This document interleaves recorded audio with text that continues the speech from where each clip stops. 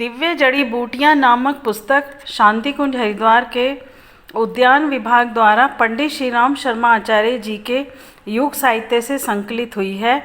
पुस्तक के प्रारंभ में आयुर्वेदिक दिव्य जड़ी बूटियों के विषय में वर्णन कर समझाया गया है कि भारत में अस्वस्थ होने पर जड़ी बूटियों का उपयोग अति प्राचीन काल से होता रहा है। दवाएं घरों के आसपास होते हुए भी हानिकारक चिकित्सा पद्धतियों का सहारा ले रहा है आज का मानव, जबकि भगवान बुद्ध का उपचार करने वाले आयुर्वेद के शोधकर्ता जीवक का कथन है श्वेताश्वरोपनिषद में कि जो परमात्मा अग्नि में है, जल में है, समस्त लोकों में समाविष्ट है, जो सभी औषधियों एवं वनस्पतियों में विद्यमान है, उस परमात्मा को नमन।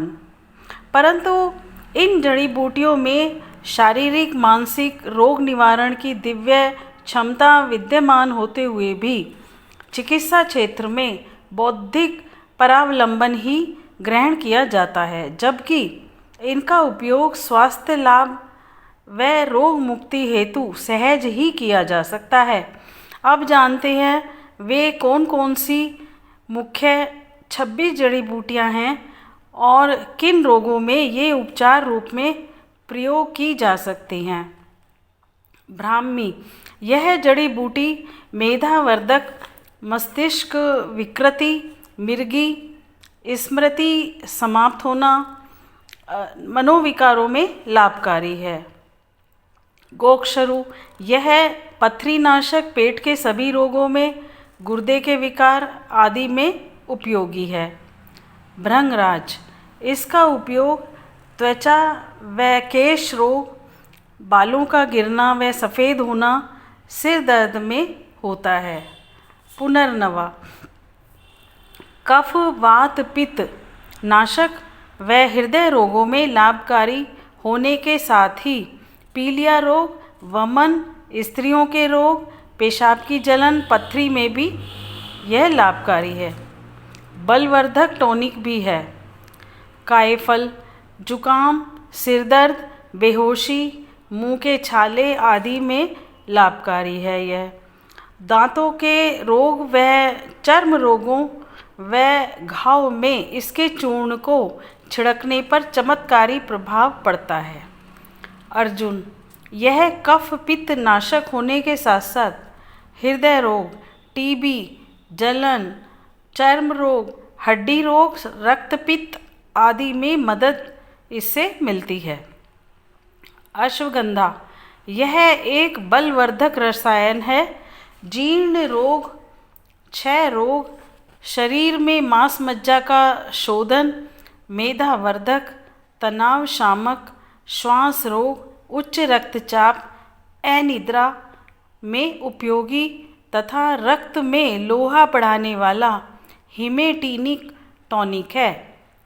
बिल्व या बेल, इसके उपयोग से अग्नि मंदता, अतिसार, डिसेंट्री, बवासीर, नेत्र रोग, उन्माद, मधुमेह, पीलिया जैसे रोगों का उपचार होता है। मुलेठी या येष्टि मधु, यह कास, वमन, व्रण रोपण, शुकवर्धक व हृदय रोग आदि में उपयोगी है। शतावर, कमजोर रोगी को जीवनी शक्ति देती है, कफ पित्त शामक है। मौलश्री, दांत में कीड़ा लगने, मसूड़ों की सूजन, टॉन्सिल सूजन आदि में ये लाभकारी है। मीठी वच, यह एक उत्तम मेधावर्धक, कफ पित्त शामक एवं लकवा, मिर्गी, बेहोशी में पुनर्स्थिति ठीक करने में योगदान देती है। चिरायता, यह ज्वर व त्रिदोष नाशक एवं उत्तम टॉनिक है।